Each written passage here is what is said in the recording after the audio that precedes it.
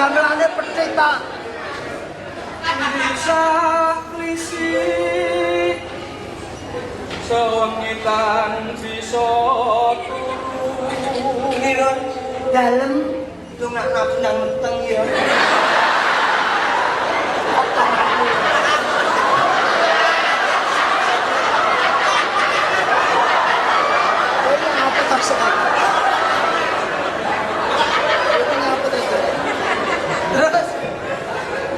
Anandang loro asmoro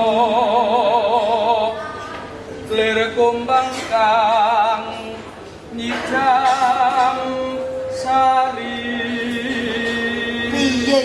Ndara Demang. Pripun putranipun kados ngaten menika? Lho,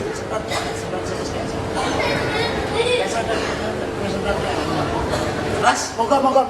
Ras, kayak kaya ngoten niku wau. Mas Mama. Eleng ya, Ras. Jen. Kowe iki ngopo? menika Rama wonten sandal kok sae sanget. Lah wong sendal wae mbok ya sesuk tuku. Boten Rama nadyan to menika sandal namung sandal ingkang boten wonten tandingipun. Alah sandal ora ana. Napa lho Pak? Lah saking kaya lan kayane.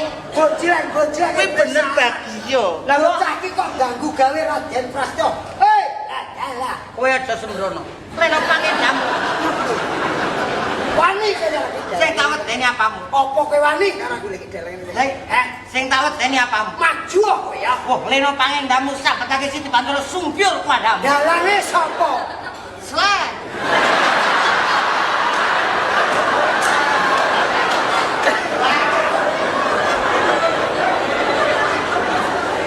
Prasetyo Pak, prasetyo. Gengge aku nang mangan rekaman dalang selain kok. Sandal Pak. Mas.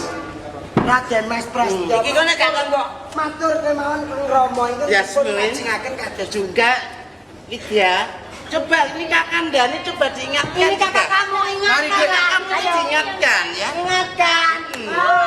Diingatkan. Diingatkan. Coba. Nah, Iman sandal. Walaupun ini sandal, tapi ini bukan sandal, tapi merupakan suatu kebahagiaan hatiku bahwa inilah yang menjadi idaman. Yang menyebabkan kebahagiaan. Leser. bukan sembarang leser.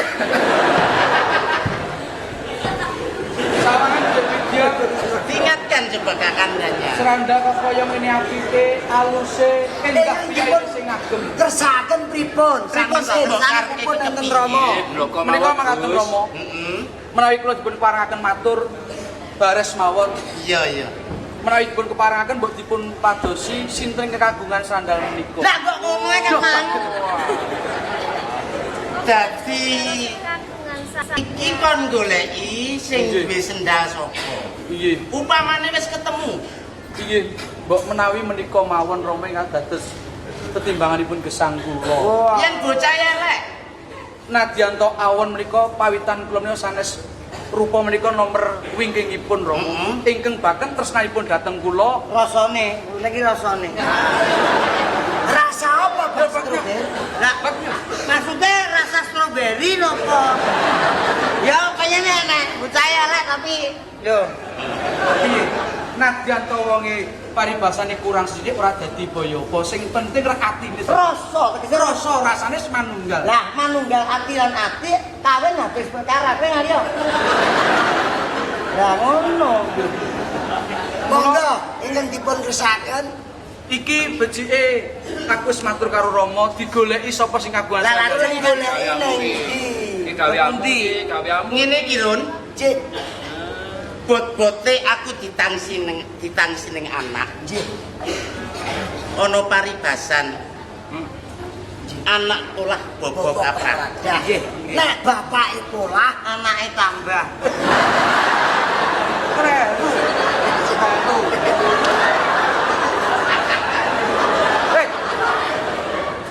ingkang dipun kersaken Ndara Demang Susilo. Aku njaluk keringetmu setetes. Monggo kula aturi ndilat.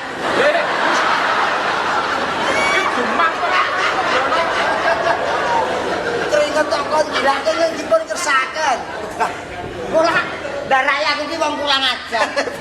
Jaluk panganan yo duwe aku diparingi lah apa meneh dijaluki keringet. Tegese gawemu. Oh, ngaten tegese iki gawemu. Ning Wong nyambut gawe ora ngetokke kringet. Nggih. Nah, aku njaluk tulung golek ana sing kagungan sendal iki. Yo, Pak. Tolong goleki nang ndi no? Niki sandal niki kula nyegat kira-kira perapatan Yo, heeh. Ya, perapatan berapa? Karepmu wae aku kang ngojek to, Pak. Mesti ngerti. arep ngilangi nyawaku kok.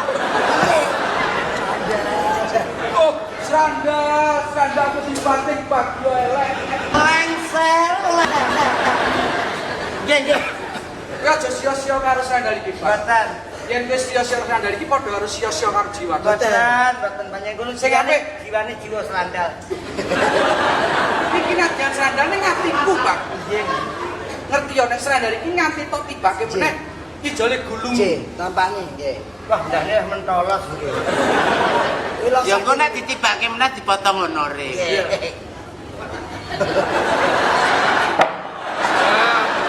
Galang, Oh. Aku iki lha kok ngomong apa ae monggo. Su. Tapi nek aku sarepe dipotong honor, Piye, piye? Wai. Bagaimana menurut Bapak setelah Bapak diketahui akan dipotong honornya? Begini Pak, sebetulnya ya nggak masalah. Untuk itu pelaksanaan selanjutnya apa Bapak akan meresmikan proyek ini? Ya memang segala sesuatu nanti ada yang saya serahi, tapi alangkah baiknya saya yang meresmikan sendiri. Tentu tidak bisa bicara banyak-banyak deh Kiron. Saya mau ketemu sama Dek, menurut sama sandal.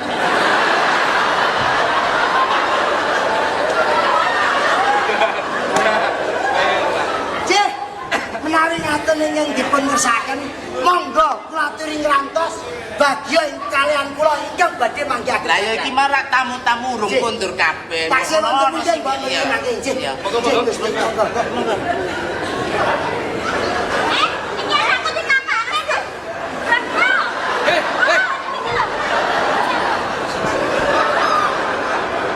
Tandok menawa nek ceblok. Syukur. Wae nyapa ta Slang. Waduh, sama-sama lah. Sembrono Saja, saja Mas Leng. Leng tole. Lah dibuat. Ora ngono tolong biyen yo ngomong aku kok. Iya. Ron, omong apa iki? Anu, Prasetyo. Lah iki Tole Prasetyo. bocah bagus. Bocah bagus sing Nah. cocot.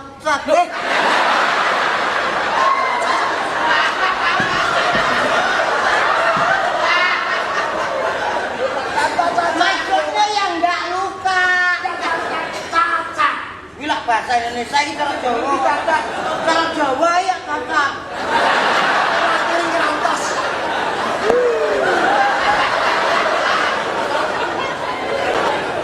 Monggo. Ah. Tugasmu goleki wong sing duwe sandal iki. Wah, iya wis ora Cegat apa-apa. engket tamu-tamu ning ngrian sik akeh. Di akeh iki ndelok kobongan. Heeh, mbok menawa liwat kene. Lah wong tamu-tamu iki greget negoni sing wis mati diurup nenek. Lah mbok wong-wong piye? Kobongan lah kok enek sing muni ngene. Kurang grubuk. Lho lek emang enek suri swara mak tus ngono apa? Lah emang anakku to. Anakku lanang nyemplung geni. Lah aku tak rungokne lho kok enek tus ngono. Wah, apane sing bledas emang aku. Jelas tak tinggal Iya. golekno sing duwe sandal kuwi. Kale. Iya. Kowe ngalih apa ora? Cik. Bapak arepe kerja. Ora karang ganggu Cik, ya. cik. Anu nyuwun adik ora?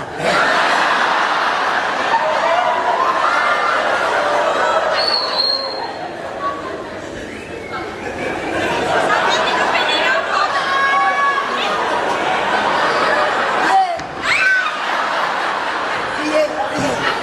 Cocok.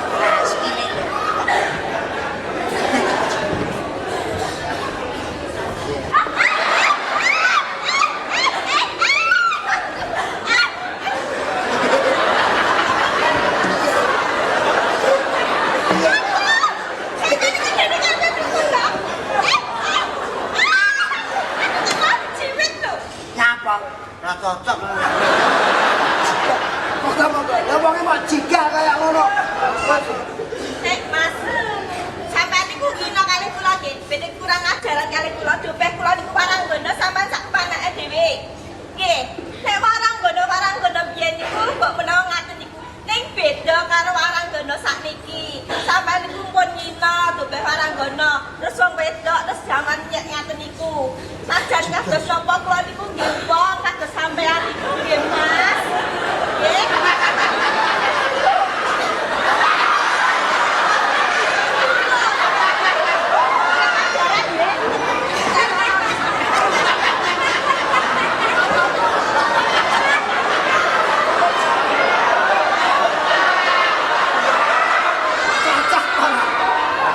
Cocok ora? Jenenge jeluk Hamjong kok yo giek.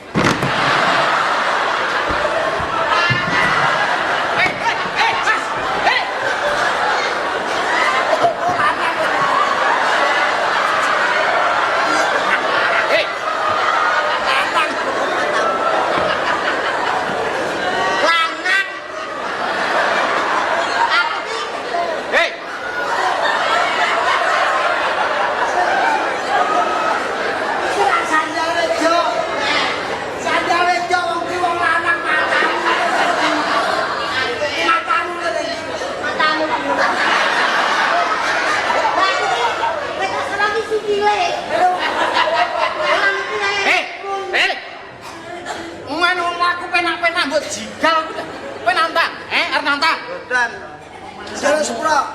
ngapunten Pak. Wong luput ki njaluk ngaprol umrah. Nyuwun pangapunten Bu. Pak, piye? Bu, nyuwun pangapunten Bu.